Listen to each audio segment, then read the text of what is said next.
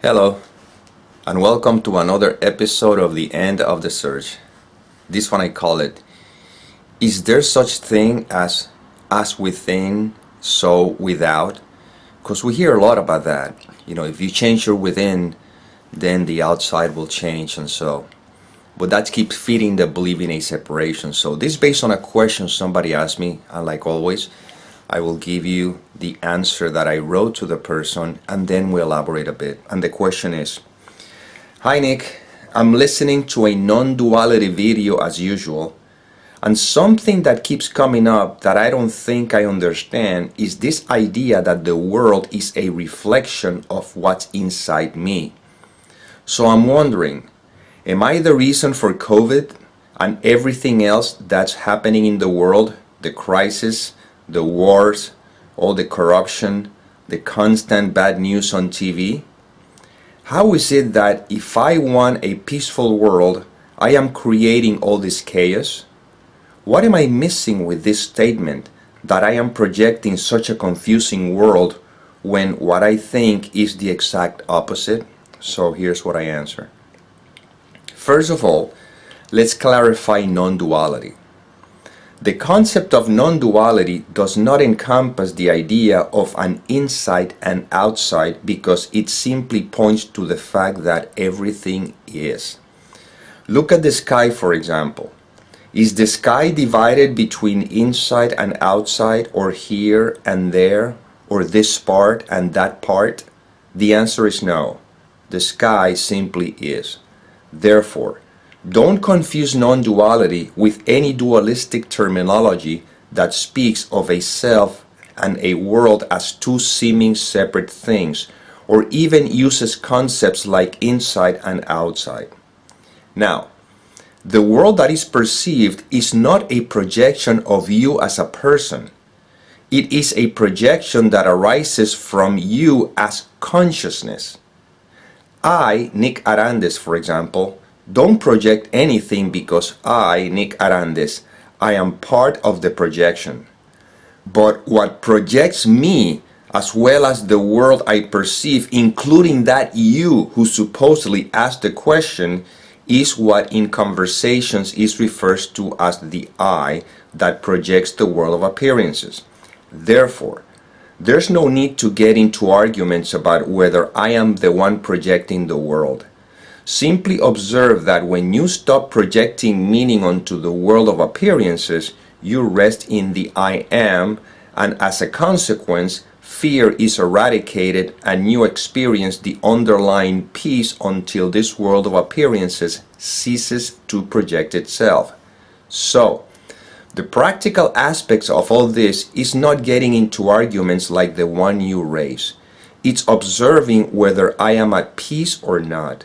And if I am not, it's because I am identified with some thought that is judging the experience, and the invitation now is to rest in this moment, remembering that I know absolutely nothing, so that the correction, which is peace, can take place, and you can experience the peace that surpasses all understanding. You see, all these questions, although interesting that may seem, are subtle distractions like every question, because in the end it's trying to bring the attention to this seeming I, this seeming person that I think I am. We're pointing to the fact that what we are is actually the absolute, is that which cannot be described in words. So within, without is completely irrelevant. All that there is the I am. And right now you are, meaning you are being. Are you not being right now? So beingness is all there is. And now from that recognition, you can see how life unfolds. The world of appearances seems to appear, but somehow you can see through that veil. Now, when I say you can see through that veil, and I keep reiterating this, I'm not talking to you as a person. This is the trap that I am pointing, but it's not so that you, the individual, can understand it, although you can experience the consequence of that understanding. That's different, you see, because there's no you anyway, so who would be experiencing anything? But within the seeming world of appearances, when it appears as if though there's a me and there's a you and whatever, there's a way of living in this world, but with a mentality that is not of it. You see? So right now, let's put it to the test to see that this is not esoteric. This is not something will happen to you in the future, although it seems as though because we're so used to identify with the content of the mind, that may take some time to this sort of settle in, so to speak. But don't get there because there's no rule about this. Some people eventually find themselves with this recognition maybe because of the investigation, and there might be others who just out of the blue for no reason whatsoever, boom, this change of mentality happens. So don't get caught into that. Let's go to the practicality of this. So right this moment, all that there is what is. You simply are, and that's a fact. It's not something you have to understand. If I ask you, do you exist? You don't try to think about it going, let me see. No, you know that you do. Okay? Within the seeming appearance. So you know that the aliveness, you know this aliveness is there because you are. That's a fact. Now, that is fine. Now notice the thoughts that are appearing, and they appear in you. You don't choose them. You don't say, I'm going to think this, because if you could choose your thoughts, if you were in control of them, why would you think some happy thoughts? Why would you think worrisome thoughts? Make no sense. You will be, thinking only positive, beautiful, wonderful thoughts. But that's not the case. The difference is that those who believe their thoughts are always at the mercy of them. When the thought seems to be positive, they think they're happy. But when the thoughts turn the other way, because again, there's always the opposite, then they suffer the consequence of that. But right now here, in spite of what the thought may look like, just drop the judgment or positive or negative. Right now, you are being, and in this beingness, if you don't believe whatever thought is appearing in the mind, whatever thought is appearing in consciousness, whatever thought is appearing, if you don't believe that, if you don't identify with that thought, what remains? You see? And the remaining is not a within or a without, it's just simply what is without the distraction or the interpretation, I don't know what words to use, of that thought that seems to be crossing that consciousness. You see? It's still there, but you simply are. And we're resting in this. The reason why this, which is very obvious and so simple, it's so overlooked, is because all thoughts has to attach to something. In this case would be an identity, and that identity is a thought. There's a thought that suggests I am this separate individual. That is a thought. And the moment that thought is believed in, then every other thought has something to attach to. What could happen to me? What do I desire? What I am afraid of? What I want? Who am I? I'm an individual. My name is Nick. I am from Puerto Rico. I am 6 feet tall. I have a brown skin, brown light skin. I don't know, whatever. You see, but all that stuff is attached to a something. I am whatever profession you may have.